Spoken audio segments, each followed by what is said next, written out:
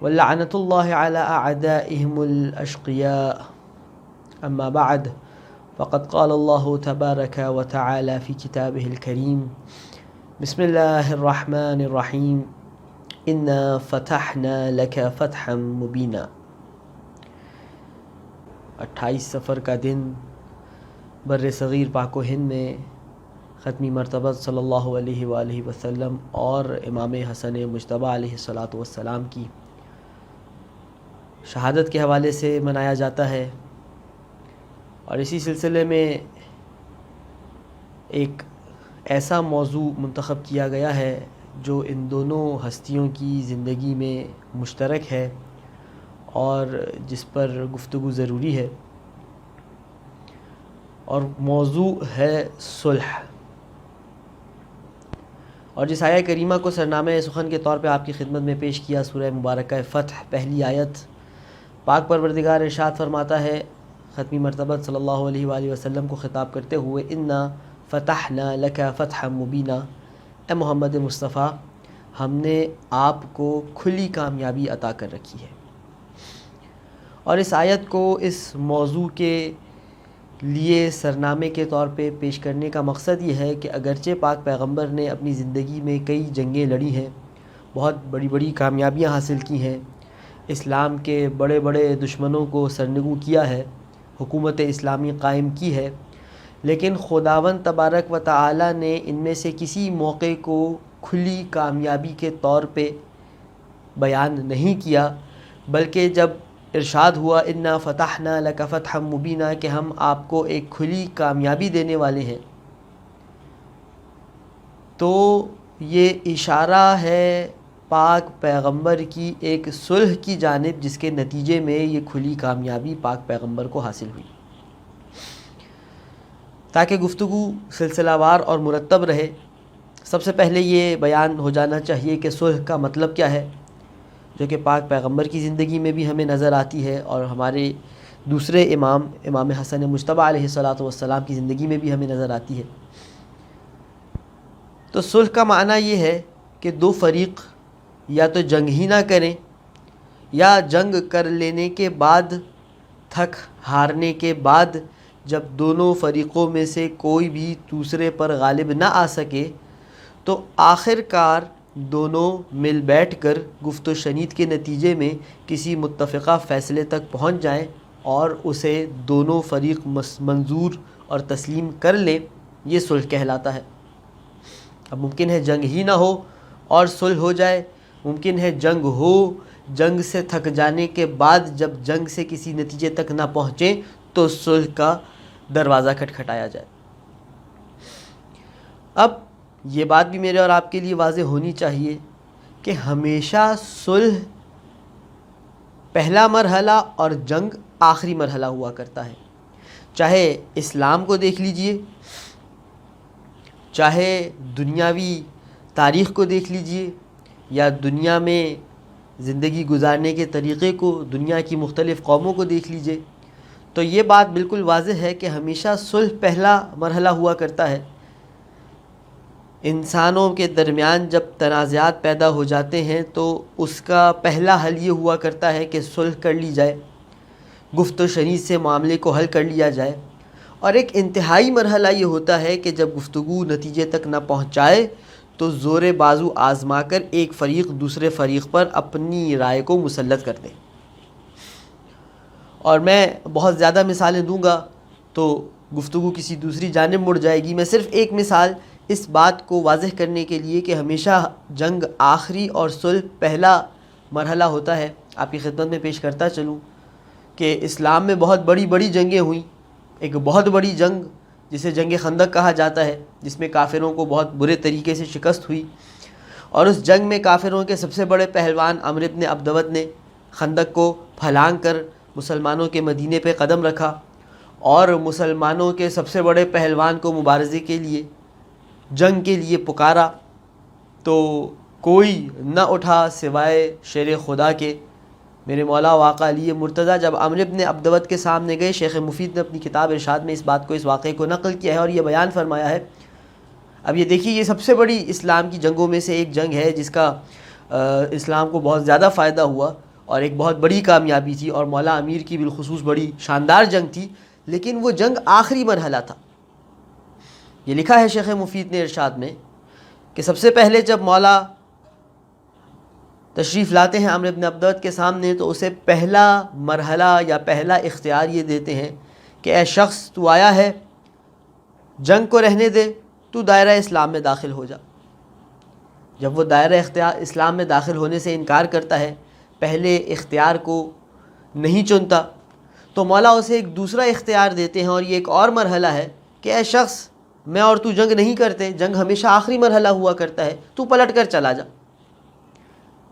اب جب وہ اس صلح کی دعوت کو بھی نہیں مانتا کہ میں چلا جاتا ہوں، میں اپنے کام سے کام رکھتا ہوں، آپ اپنے کام سے کام رکھیے، میں جس طرح سوچتا ہوں اسی اپنی سوچ پر قائم رہتا ہوں، آپ اپنے عقیدے پر قائم رہیے، جب یہ دعوت صلح کو بھی نہیں مانتا، تو تیسرے اور آخری مرحلے کے طور پہ مولا اسے یہ اختیار دیتے ہیں کہ اگر نہ تو اسلام لے کر آتا ہے، نہ تو ہمارے ساتھ صلح کر کر پلٹ جاتا ہے، تو پھر تو آ اور میدان میں میرے ساتھ جنگ کر۔ تو جو اتنی بڑی اور اتنی عظیم جنگ تھی، جس جنگ کے بعد یہ سند میرے مولا و آقا علی مرتضیٰ کو عطا ہوئی کہ خندق کے روز مولا علی مرتضیٰ کی ایک ضربت عبادت ثقلین سے افضل ہے۔ مستدرک علی صحیحین میں بھی یہ روایت کچھ مختلف الفاظ کے ساتھ ملتی ہے۔ تو اس میں بھی مولا نے صلح کے مرحلے کو مقدم کیا، جب وہ مرحلہ کارساز نہ ہوا تو جنگ کے مرحلے پر تشریف لائے۔ لہٰذا اگر کبھی کسی جگہ پر صلح کی جائے تو بنیادی طور پر یہ سوال نہیں پوچھا جانا چاہیے کہ صلح کیوں کی، جنگ کیوں نہیں کی، کیونکہ صلح ہمیشہ پہلا مرحلہ ہوتا ہے۔ جب پہلے مرحلے سے مقاصد حاصل ہو جائیں، اہداف حاصل ہو جائیں، تو جنگ کے مرحلے تک جانے کی نوبت ہی نہیں آتی۔ بہرکیف ہمیں جو صلح ختمی مرتبت کی زندگی میں ملتی ہے، وہ صلح حدیبیہ کے نام سے جانی جاتی ہے۔ اور کیا ہے صلح حدیبیہ کا واقعہ؟ میں چاہوں گا کہ گفتگو مختصر رہے، لہٰذا کوشش ہوگی کہ اختصار کے ساتھ آپ کی خدمت میں کچھ معلومات اور معروضات پیش کر دی جائے۔ سن 6 ہجری کا یہ واقعہ ہے کہ ختمی مرتبت مدینہ سے مسلمانوں کے ساتھ مکہ کی جانب سفر شروع کرتے ہیں۔ کچھ مختلف اختلاف ہے عدد میں، لیکن لگ بھگ 1500 مسلمان ختمی مرتبت کے ساتھ ہیں۔ جب مکہ سے باہر حدیبیہ کے مقام پر یہ 1500 کے قریب مسلمانوں کا قافلہ پسیرا کرتا ہے، تو کفار کے علم میں یہ بات آتی ہے، کفار کو اس بات کا خدشہ ہوتا ہے کہ شاید مسلمان جنگ لڑنے آئے ہیں۔ دوسری طرف سے اس بات کا اندازہ مسلمانوں کو بھی ہوتا ہے کہ کہیں کافر یہ نہ سمجھیں کہ ہم جنگ لڑنے آئے ہیں، جبکہ ہمارا غرض جنگ نہیں ہے۔ یہ 6 ہجری کو جو ہم مدینہ سے نکل کر مکہ کی جانب جا رہے ہیں، ہم حج کے فریضے کو انجام دینے کے غرض سے جا رہے ہیں۔ ذی القعدہ کا مہینہ تھا، تو ملا کہ کسی مسلمان کو بھیج دیا گیا کہ وہ جا کر قریش کے کفار سے اس بات کو بیان کر دے کہ ہم جنگ کرنے نہیں آئے ہیں، ہم حج کرنے آئے ہیں، اپنے مناسک کو انجام دیں گے اور روانہ ہو جائیں گے۔ اب ادھر یہ جناب گئے اور ان کے پیچھے یہ خبر پھیل گئی ان کے جانے کے بعد کہ قریش کے کفار نے تو ہمارے پیغامبر کو، جو ہمارا پیغام لے کر گیا تھا، اسے قتل کر دیا ہے۔ اور یہ اس زمانے میں بھی اور آج بھی جنگی اصول کے خلاف ہے کہ جو شخص پیغام لے کر آئے یا قاصد ہو، اسے قتل نہیں کیا جاتا۔ اس بات پر مسلمانوں کے درمیان ایک تشویش کی فضا پیدا ہوئی، اور ایک درخت کے نیچے پاک پیغمبر نے تمام مسلمانوں سے بیعت لی، جسے بیعت شجرہ یا بیعت رضوان بھی کہا جاتا ہے، کہ اگر ایسا ہی ہوا تو ہم ان کے ساتھ جنگ لڑیں گے، اور یہ مسلمان بیعت کریں کہ اپنے خون کے آخری قطرے تک مجھ محمد مصطفیٰ کا ساتھ دیں گے۔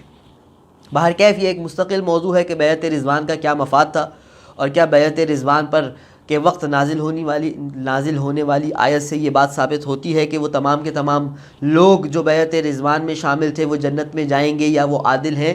بہرکیف کسی اور موقع پر اسے بیان کیا جائے گا۔ اب جب یہ بیعت رضوان انجام پا گئی تو خبر آئی کہ پچھلی خبر جھوٹی تھی، اور جو شخص بھیجا گیا تھا اسے قتل نہیں کیا گیا۔ اور دوسری جانب سے کفار نے بھی اپنی جانب سے کچھ لوگوں کو بھیجا کہ آئیں اور معاملے کو دیکھیں کہ کیا مسلمان واقعی حج کرنے آئے ہیں یا جنگ کرنے آئے ہیں۔ کئی لوگ کفار کی طرف سے مسلمانوں کی جانب آئے، اور بہرحال لوگوں کے آنے جانے کے بعد جب یہ بات دونوں فریقین کے لیے واضح ہو گئی کہ اب جنگ نہیں کرنی، فقط مسلمان جنگ نہیں بلکہ حج کرنے آئے ہیں، یہ بات کفار کے لیے بھی واضح ہو گئی۔ تو کفار کی جانب سے سہیل بن عمرو نامی ایک شخص تھے، سہیل بن عمرو نامی ایک شخص تھا جو آیا اور یہ طے پایا کہ سہیل بن عمرو کافروں کی نمائندگی کرے گا اور ایک کتبی مکتوب تحریری عہد نامہ صلح نامہ مسلمانوں اور کفار کے درمیان لکھا جائے گا۔ میرا مولا آقا ختمی مرتبہ صلی اللہ علیہ وآلہ وسلم نے جناب امیر المؤمنین علیہ السلام کو قلم دیا کہ یہ عہد نامے کی کتابت کے فرائض آپ سر انجام دیجیے، اور تفصیلی واقعات کو چھوڑتے ہوئے اس عہد نامے میں یہ لکھ دیا گیا کہ محمد مصطفیٰ صلی اللہ علیہ وآلہ وسلم اور کفار قریش کے درمیان یہ عہد نامہ ہے کہ اس سال محمد صلی اللہ علیہ وآلہ وسلم حج کرنے تشریف نہیں لے جائیں گے بلکہ پلٹ جائیں گے، اور اگلے سال حج کے لیے تشریف لے آئیں گے، اور 10 سال کی مدت تک مسلمان اور کفار کے درمیان صلح رہے گی، کسی قسم کی جنگ نہیں ہوگی، ان دونوں فریقین میں سے کوئی بھی ایک دوسرے کے دشمن کا ساتھ نہیں دے گا، کوئی بھی ایک کسی ایک کے ساتھی پر حملہ نہیں کرے گا۔ یہ عہد نامہ طے پایا سن 6 ہجری میں، اور اس عہد نامے کے حوالے سے اس کے بعد یہ آیت نازل ہوئی کہ انا فتحنا لک فتحا مبینا، ہم آپ کو کھلی کامیابی دینے والے ہیں۔ کیونکہ ایسا ہوا کہ اس عہد نامے پر کافروں نے عمل درآمد نہیں کیا، اور سن 8 ہجری میں ہی کافروں کے ایک گروہ نے ایک ایسے قبیلے کے ساتھ جنگ کر لی جو مسلمانوں کا ہم پیمان تھا، جس کے نتیجے میں یہ عہد نامہ فسخ ہو گیا، اور پھر سن 8 ہجری میں ہی ختمی مرتبت مسلمانوں کے ایک عظیم اجتماع کے ساتھ مکہ کی جانب روانہ ہوئے، اور بغیر جنگ کے ہی فتح مکہ عمل میں آ گئی۔ بہرکیف اس صلح نامے کے، اس صلح کے مسلمانوں کو کئی سے فوائد ہوئے، جن میں سر فہرست یہ فوائد شامل ہیں کہ پہلی چیز تو یہ کہ بہت سے لوگ مسلمان ہو گئے، کیونکہ اس سے پہلے جو مسلمان ہونے والے تھے انہیں خوف ہوتا تھا کہ کہیں کفار قریش ہمیں قتل نہ کر دیں، ہمیں نقصان نہ پہنچائیں۔ اس عہد نامے کے مفاد میں یہ شامل تھا کہ جو کفار ہیں وہ مسلمان ہونے والوں کو نقصان نہیں پہنچائیں گے، لہٰذا بہت سے لوگ مسلمان ہو گئے جو اب تک ہچکچا رہے تھے، جو اب تک خوف زدہ تھے۔ جو مکہ میں مسلمان رہائش پذیر تھے، ان پر جو ظلم ہوا کرتا تھا، ان پر جو سختیاں ہوا کرتی تھیں، اس میں کافی حد تک نرمی آ گئی، اور مکہ میں رہائش پذیر مسلمانوں کی زندگی کافی حد تک آسان ہو گئی اس عہد نامے کی بدولت۔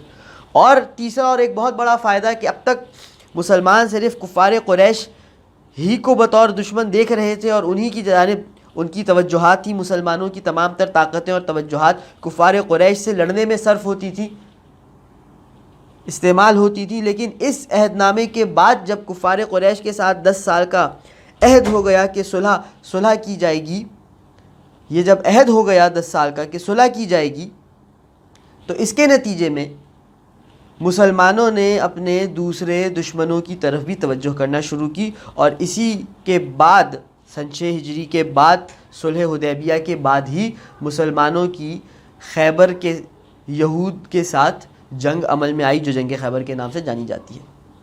تو بہرکیف یہ کچھ فوائد تھے جو اس صلح کے نتیجے میں مسلمانوں کو حاصل ہوئے، اور یہ صلح رسول خدا صلی اللہ علیہ وآلہ وسلم کی زندگی کا ایک باب تھا، اور ایسا ہی ایک باب ہمیں امام حسن مجتبی علیہ السلام کی زندگی کے صفحوں میں نظر آتا ہے، اور وہ میرے مولا واقع امام حسن مجتبی علیہ السلام کی امیر شام کے ساتھ صلح ہے۔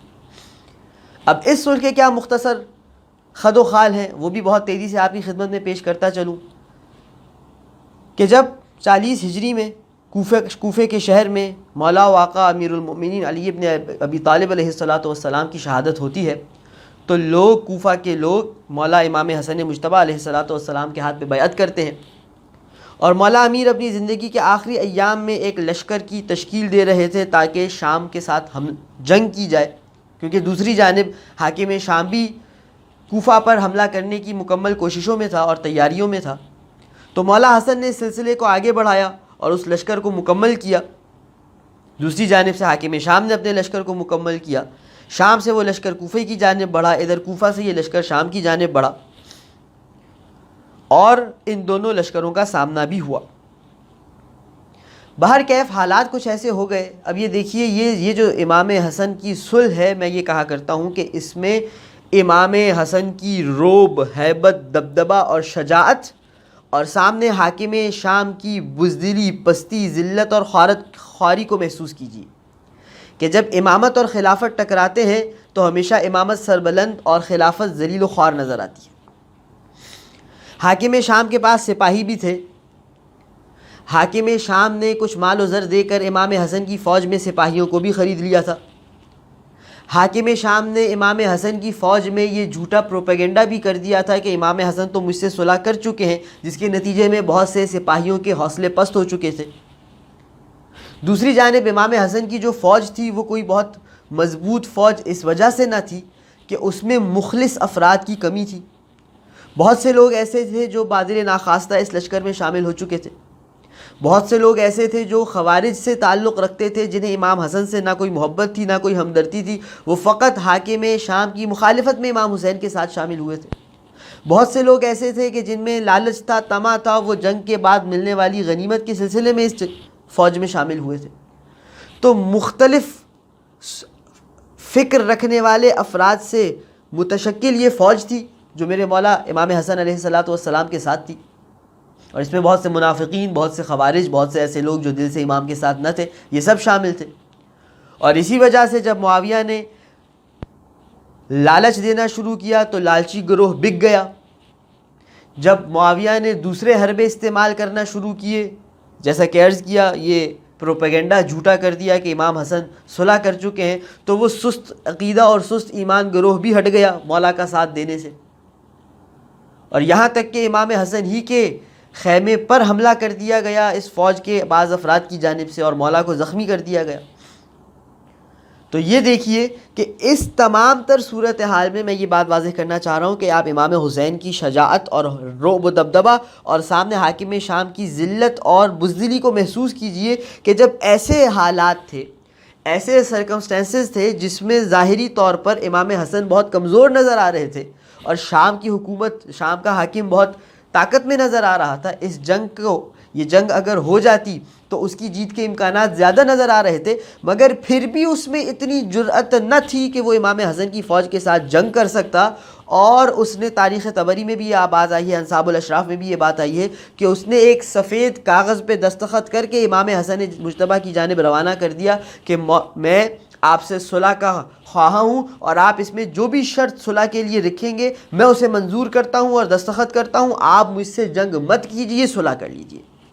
یہ شجاعت اور ہیبت ہے امام حسن مجتبیٰ کی، اور یہ خلافت کے سامنے امامت کی سرفرازی اور خلافت کی پستی و ذلت و خواری ہے کہ ان تمام تر حالات کے باوجود جب زمینی حقائق امام حسن مجتبیٰ کی فوج اور امام حسن مجتبیٰ کے برخلاف جا رہے ہیں اور حاکم شام کے حق میں جا رہے ہیں، پھر بھی وہ یہ جرأت نہیں کرتا کہ جنگ لڑے، بلکہ اپنا صلح نامہ، خالی صلح نامہ دستخط شدہ مولا کی خدمت میں روانہ کر دیتا ہے. اور اس سب کے بعد جو اس صلح نامے میں بند اور شرائط لکھی گئیں، ایسی شرائط تھیں کہ در حقیقت اگر ان پر حاکم شام عمل کرتا تو وہ حاکم ہوتے ہوئے بھی کوئی ایسا قدم نہیں اٹھا سکتا تھا کہ جو خدا و رسول و شریعت کے برخلاف جا سکے. یہ اس کی بدبختی کہہ لیجئے، یہ اس کی بدذاتی کہہ لیجئے، بددیانتی کہہ لیجئے کہ اس نے اس عہد نامے پر عمل نہیں کیا اور اسی طرح خدا و رسول کی مخالفت میں قدم بڑھاتا رہا. لیکن وہ عہد نامے کی شرائط کو میرے مولا واقع امام حسن نے اتنے خوبصورت انداز میں بنا کر پیش کیا تھا، وہ گویا وہ ہتھکڑیاں اور بیڑیاں تھیں جو اس کے ہاتھوں اور پیروں میں باندھ دی گئیں، جن ہتھکڑیوں اور بیڑیوں کے سبب سے وہ خدا و رسول و شریعت کی مخالفت سے رکا رہتا اگر اس عہد نامے کی اور اس صلح نامے کی پابندی کرتا. کیا لکھا گیا کہ سب سے پہلے کہ حکومت حاکم شام کو دے دی جائے گی، لیکن اب حکومت دے دینے کے ساتھ ایسی زنجیروں میں جکڑا جا رہا ہے اس حکومت کو کہ اس حکومت سے کوئی ایسا فعل سرزد نہ ہو سکے جو شریعت کے خلاف ہو اگر یہ حکومت اس عہد نامے کی پابندی کرے. ولی عہد معین نہیں کرے گا حاکم شام. جب چلا جائے گا تو یہ معاملہ ختم ہو جائے گا اور یہ حکومت امام حسن یا اگر امام حسن موجود نہ ہوئے تو امام حسین علیہ السلام کے حصے میں آئے گی. دوسری بات، تمام لوگ اس حکومت میں امن اور امان میں زندگی گزاریں گے، چاہے حجاز میں ہوں، چاہے عراق میں ہوں، چاہے شام میں ہوں، چاہے مصر میں ہوں. تیسری چیز، بالخصوص جو شیعیان علی ابن ابی طالب ہیں ان کے جان مال اور عزت محفوظ رہیں گے. اگلی چیز، اہل بیت علیہم السلام، امام حسن علیہ السلام، امام حسین علیہ السلام کے خلاف حاکم شام کسی قسم کی بھی خفیہ یا اعلانیہ سازش نہیں کرے گا یا کوئی قدم نہیں اٹھائے گا. اور سب سے مشہور شک کہ جو مولا امیر المؤمنین علیہ السلام کو سب و شتم کا ایک سلسلہ جاری تھا، اسے روک دیا جائے گا. بعض جگہ یہ بھی لکھا گیا کہ معاویہ کے حاکم شام قرآن و سنت اور خلفائے صالحین کی روش پر چلے گا. تو بہرکیف یہ اتنے خوبصورت انداز سے شرائط کو رکھا گیا تھا کہ ان شرائط پر عمل پیرا کرتے ہوئے اگر خود شیطان بھی آ جاتا تو کوئی شیطنت نہ کر سکتا. اب اس صلح کا فائدہ کیا ہوا یا اس صلح کے مقاصد اور اغراض کیا تھے؟ ایک بات میں پہلے پیش کر چکا کہ کبھی بھی صلح پر کیوں کا سوال جائز نہیں ہوتا، کیونکہ صلح پہلا مرحلہ ہوتا ہے اور جنگ دوسرا مرحلہ ہوتا ہے. آپ سوال کریں جنگ کیوں نہیں کی، صلح کیوں کی؟ کیونکہ صلح کرنا ہی سب سے پہلی ترجیح ہوا کرتی ہے. تمام دنیا کے عقل مند انسان ہمیشہ اپنے معاملات کو گفتگو، ڈائلاگ اور صلح کے ذریعے ہی حل کرنے کی پہلی کوشش کرتے ہیں. اگر پہلے مرحلے میں کوشش کامیاب ہو جائے اور مقاصد حاصل ہو جائیں تو دوسرے مرحلے اور جنگ تک جانے کی ضرورت ہی پیش نہیں آتی. لیکن پھر بھی بعض لوگوں کی طرف سے یہ سوالات اٹھائے گئے اور خود مولا امام حسن مجتبیٰ کی زندگی میں ان کے سامنے یہ سوالات یا اعتراضات رکھے گئے کہ آپ نے کیوں کر اس حاکم جور اور اس ظالم حاکم کے ساتھ صلح کر لی. تو مولا نے مختلف جگہوں پر مختلف انداز میں جوابات پیش کیے، جن کا میں ایک فہرست کے طور پہ نچوڑ آپ کے سامنے پیش کر رہا ہوں کہ اس صلح کے اہداف کیا تھے یا اس کے نتائج کیا تھے، اس سے فوائد کیا حاصل ہوئے. سب سے پہلی بات کہ جو خالص شیعہ تھے ان کی زندگی کو بچا لیا گیا اس صلح کے نتیجے میں، کیونکہ اگر جنگ لڑ لی جاتی تو جو بھاگنے والے تھے وہ بھاگ جاتے، جو لالچی تھے وہ ایک کنارے پہ ہو جاتے، جو خوارج تھے وہ ایک حد تک اپنا مقصد پورا کرتے یا اگر پورا نہ ہو پاتا تو وہ بھی ہٹ جاتے. جو اپنے خون کے آخری قطرے تک لڑنے والے ہوتے وہ مولا امیر کے خالص شیعہ ہوتے اور وہ پھر اس جنگ کے نتیجے میں شہادت تک پہنچ جاتے. تو ان کی جانوں کو محفوظ کر لیا گیا. دوسری وجہ کیا تھی کہ صلح کی گئی؟ کہ لوگ اور جو فوج تھی وہ مکمل طور پہ مولا حسن کا ساتھ دینے سے انکاری تھی، اور اس کی وجہ بھی بیان ہو چکی کہ ایک تو یہ فوج کئی گروہوں سے، کئی مختلف افکار رکھنے والے افراد کا مجموعہ تھی، جن میں سے ہر ایک کے اپنے اپنے اغراض تھے. اس کی وجہ سے یہ فوج مکمل طور پہ مولا کا ساتھ نہیں دے رہی تھی.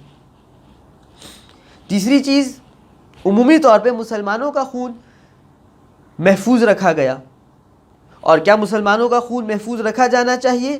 ہاں، اگر کوئی زیادہ بڑا مقصد حاصل کرنا ہو تو مسلمانوں کا خون بھی قربان کر دیا جاتا ہے، جیسا کہ جہاد میں یہی ہوتا ہے. لیکن جب پتہ ہو کہ اس جنگ سے کوئی بڑا مقصد بھی حاصل نہیں ہو سکے گا تو پھر کم از کم یہ ہے کہ یہ جنگ کو روک کر ان مسلمانوں کے خون کو محفوظ کر لیا جائے، جو اس صلح کے نتیجے میں ہوا. اور چوتھی اور آخری چیز جو میں آپ کی خدمت میں پیش کرنا چاہتا ہوں وہ یہ ہے کہ دین کو بچا لیا گیا. اگر جنگ ہو جاتی بالکل اسی طرح جس طرح مولا علی مرتضیٰ نے 25 سال خاموشی اختیار کر کے اصل دین کو بچایا ہے. اگر مولا پہلے دن ہی تلوار نکال لیتے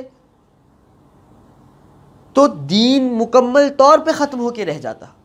اب یہ ایک مستقل موضوع ہے کہ کیوں ختم ہو جاتا، کیسے ختم ہو جاتا، لیکن یہ حقیقت ہے اور یہ خود پاک پیغمبر کی مولا علی مرتضیٰ کو وصیت تھی کہ دیکھو اگر تمہیں ساتھی ملے تو تلوار نکالنا، اگر ساتھی نہ ملے تو تم اپنے آپ کو بچانا، کیونکہ اگر تم بچے رہو گے تو دین بچا رہے گا. اگر خدا نخواستہ تم چلے گئے تو یہ لوگ دین کو مکمل طور پہ ختم کر دیں گے.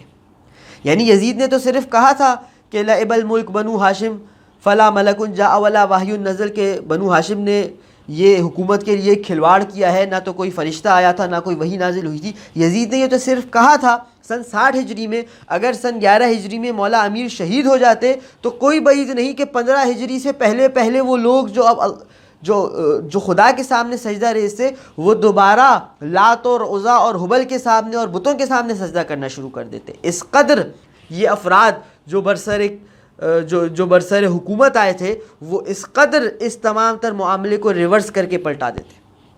اسی طرح امام حسن علیہ السلام اگر جنگ کرتے اور شہید ہو جاتے تو اصل دین کا آگے بڑھنا مشکل ہو جاتا.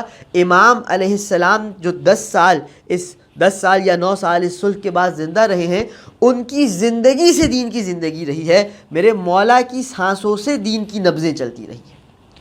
لہٰذا جس طرح ختمی مرتبت کی ایک صلح تھی جس نے صرف اور صرف مسلمانوں کو فائدہ پہنچایا ہے اور وہ اس مرحلے پر اسلام اور مسلمانوں کے لیے ایک بہترین فیصلہ تھا، اسی طرح میرے مولا حسن مجتبیٰ کی جو صلح ہے وہ بھی اس مرحلے پر اسلام اور مسلمانوں کے لیے بہترین فیصلہ تھا. ہاں عزاداران امام حسن مجتبیٰ، چند جملے مولا کے غم کے آپ کی خدمت میں پیش کرنے ہیں. سن 50 ہجری آیا. میرے مولا نے جتنے برس زندگی کے گزارے جس معاہدے پر دستخط کیے تھے اس معاہدے کی لاج رکھی ہے، لیکن ہاں عزادارو جو مد مقابل تھا وہ اتنا کم ظرف انسان تھا، اتنا ملعون شخص تھا کہ اس نے اس معاہدے کی لاج نہ رکھی. مورخین نے لکھا ہے کہ جعدہ بنت اشعث ایک خاتون تھی، اسے لالچ دیا کہ اگر تو، جو کہ مولا حسن کی زوجہ تھی، کہا اگر تو اپنے شوہر حسن مجتبیٰ کو زہر دے دے گی تجھے اپنے بیٹے یزید سے بیاہ دوں گا. 1 لاکھ درہم دیے. جعدہ کے لیے زہر بھیجا گیا. اس ملعونہ نے وہ زہر میرے مولا کی غذا میں ملایا ہے. میرے مولا نے وہ زہر تناول فرمایا ہے. زہر اس قدر شدت رکھتا تھا کہ تواریخ میں یہ جملے آئے کہ جب میرے مولا کے جسم میں وہ زہر گیا ہے میرے مولا کو قے آئی ہے. اب قے میں غذا نہیں آئی ہے، میرے مولا کے جگر کے ٹکڑے کٹ کے آنا شروع ہوئے ہیں. جو تشت آگے تھا وہ حسن مجتبیٰ کے جگر کے ٹکڑوں سے بھرنا شروع ہوا ہے. اتنے میں سیدہ زینب تشریف لاتی ہے. میرے مولا حسن مجتبیٰ نے فرمایا کہ اس تشت کو ہٹا دیا جائے، کہیں ایسا نہ ہو میری بہن زینب دیکھے برداشت نہ کر سکے. میں ہاتھ جوڑ کے کہوں گا یا حسن مجتبیٰ، آج 50 ہجری میں کوفہ ہے، آج 50 ہجری میں مدینہ ہے اور زینب کا اتنا خیال ہے. مولا 61 ہجری میں کربلا ہوگا. آج آپ زینب کو اپنے جگر کے ٹکڑے دکھانا برداشت نہیں کر رہے. اسی زینب کے سامنے حسین سید الشہداء کا سر جدا کیا جا رہا ہوگا. ہاں عزاداران امام حسن مجتبیٰ، میرے مولا کا وقت آخر قریب آیا ہے. میرے مولا نے وصیتیں کی ہیں، امام حسین کو امامت کے راز سپرد کیے ہیں. میرے مولا کی آنکھ اس دنیا سے بند ہوئی ہے، غسل دیا گیا ہے، کفن پہنایا گیا ہے. یہ جنازہ بڑی شان و شوکت سے نکلا ہے.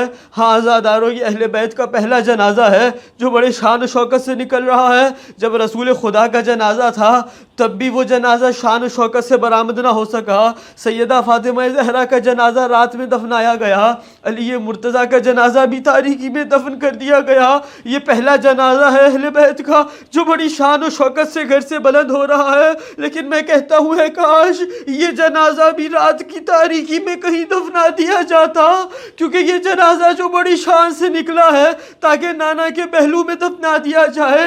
ایک خاتون خچر پہ سوار آتی ہے، بنی مروان کو ساتھ لاتی ہے. جو جنازہ شوکت و شان سے بلند ہوا تھا ایک مرتبہ تیروں کی زد پر آتا ہے. جنازہ گھر سے نکلا بڑی شان سے تھا لیکن خون آلود دوبارہ گھر میں داخل ہوتا ہے. ہاں عزادارو، حسن کا کفن تبدیل کیا جاتا ہے، دوبارہ جنازے کو تیار کیا جاتا ہے. میں ہاتھ جوڑ کے عرض کروں گا یا حسن مجتبیٰ، یہ بھی آپ کا مقدر ہے. جب جنازہ اٹھا بڑی شان سے اٹھا، کفن کے ساتھ اٹھا، دوسری مرتبہ اٹھا تب بھی کفن کے ساتھ اٹھا. لیکن لا یومک یومک یا ابا عبداللہ، ارے میرے مولا حسین کا جنازہ 3 دن تک کربلا کی گرم ریتی پر بے گورو کفن پڑا.